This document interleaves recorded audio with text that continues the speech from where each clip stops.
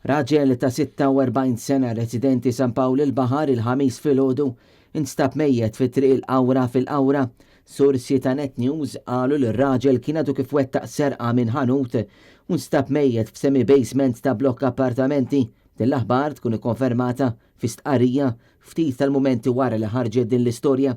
Il-pulizija spjegawna li kien l-ħabta tal-4:30 ta' filgħodu meta daħal rapport li kienet qed issir serqa minn kafetterija wara li fissijat bikrin ta' filgħodu daq l-alarm tal-ħanut.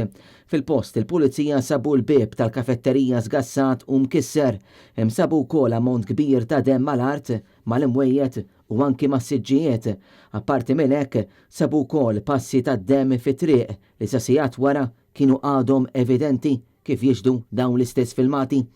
Il-passi ta' demm waslu lil pulizija l-katafru tar-raġel li nstab f'semi basement ta' blokka ta' appartamenti u ċċu l-isfel fadira demm.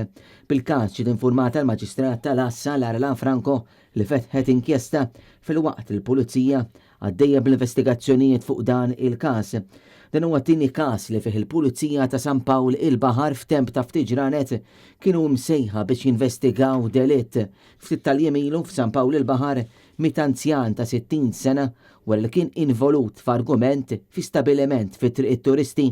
Dan apparti każijiet oħra ta' ġlied bejn persuni jew każijiet ta' serq f'din l-istess lokalità.